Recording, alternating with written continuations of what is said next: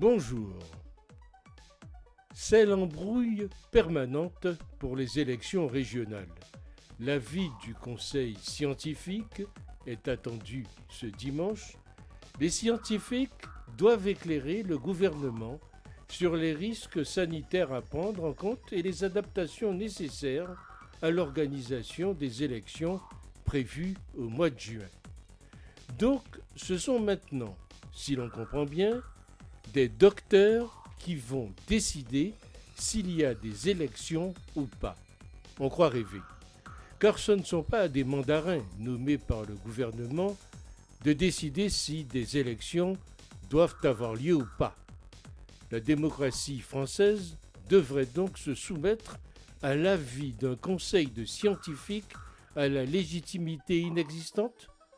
Ce comité Théodule, en effet, n'a aucune légitimité pour décider de la date des élections.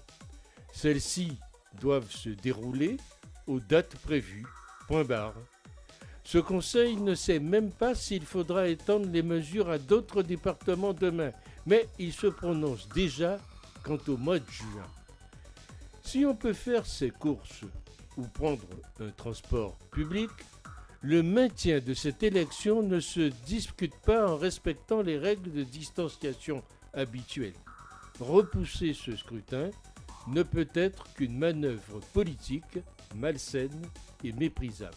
D'ailleurs, peut-être pourrait-il également, ce conseil, donner des conseils de vote région par région. Quelles âneries vont-ils encore sortir ?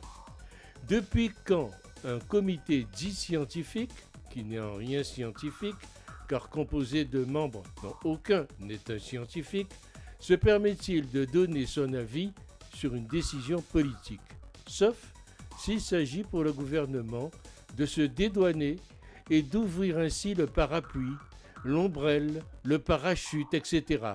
C'est affligeant. Il faut organiser ces élections et les suivantes, quoi qu'il arrive, et surtout quoi qu'il en coûte, sinon c'est notre démocratie qui s'effondre, et c'est la porte ouverte à toutes sortes d'abus.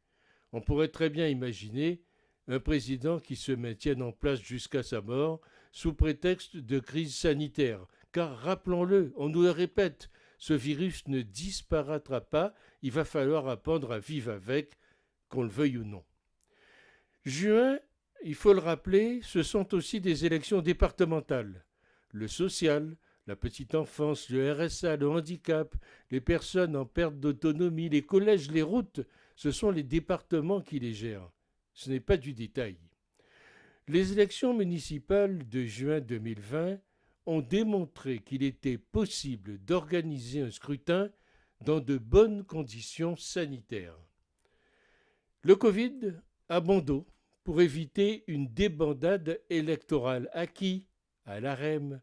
Mi-juin, 30 millions de vaccinés en France, dont les plus vulnérables. C'est l'engagement du gouvernement, n'est-ce pas ? Donc on ne voit pas ce qui, à cette date, pourra faire obstacle à la tenue des élections.